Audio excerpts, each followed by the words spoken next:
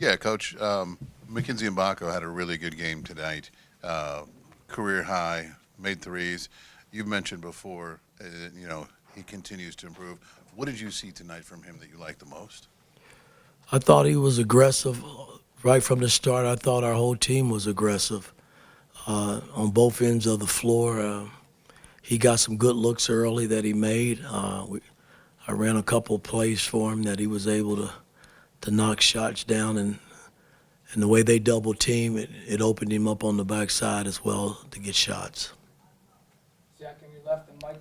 I guess, Mike, following up on just the wider start, just, did you see maybe it was shots going down? Was it guys making plays on defense? What was fueling, I guess? It just felt like everybody was kind of beating their man to the spot in that first. Well, again, our defense I thought the scouting report was perfectly fit going into the game, and they followed it right from the start.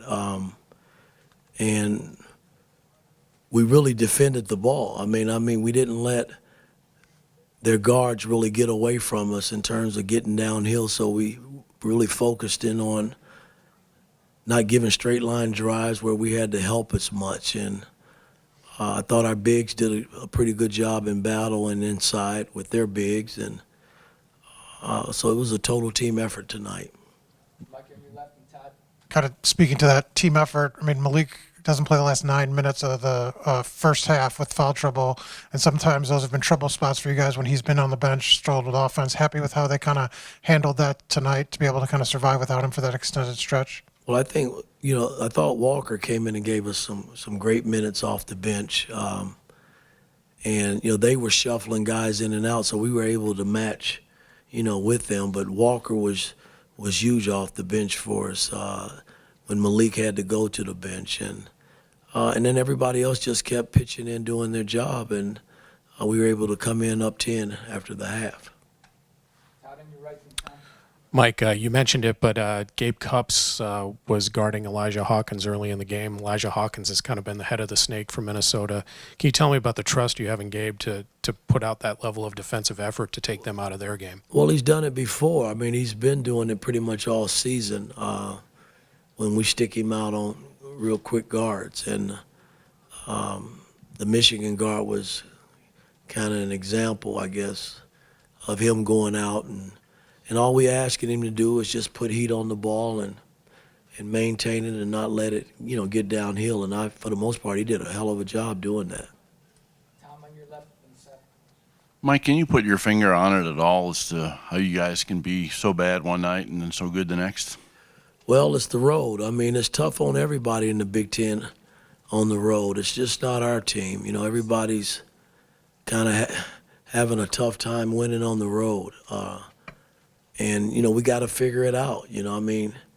Our safe haven is here at home. I get that. And, we got to continue to win our games here at home. But somehow I got to help us get over the hump and get us feeling good about playing on the road. I really thought that wouldn't be a big problem for us after, winning the Michigan game right off the bat. But it has been, and we got to fix it as we move forward.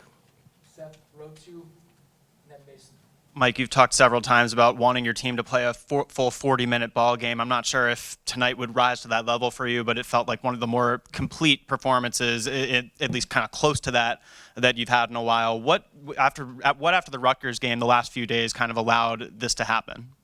Well, I thought we were solid in the Ohio State game. I really did. It was a battle game, back and forth. Rutgers game, we just, when you miss free throws, you turn it over, you don't rebound it, you set yourself up to lose. And tonight, we didn't make our free throws again, but we rebounded pretty well, and we didn't turn it over. We kept our turnovers down. So it was a solid game, but we got to somehow convert how we play here at home on the road. That's going to be the difference moving forward.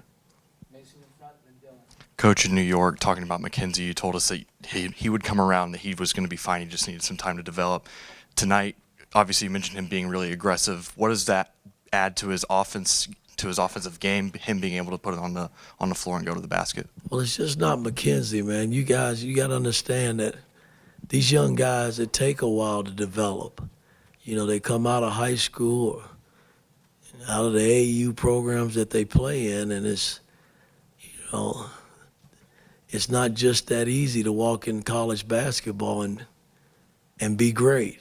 If it was that easy, everybody'd be doing it. But he's put the work in. He's continuing to work along with the rest of our young players, and all we can do as coaches continue to teach and push and try to get as much out of them as we can as we continue this journey. Dylan, back row, last one. Coach, can you just talk a little bit about the decision to put Gabe Cupps in the starting lineup over Xavier Johnson and how that affected Well, the I'm game? not going to, you know, in-house stuff. I mean, again, I decided to go with Gabe, and Gabe came in and played extremely well. I thought the minutes X played were positive minutes for us to help us win.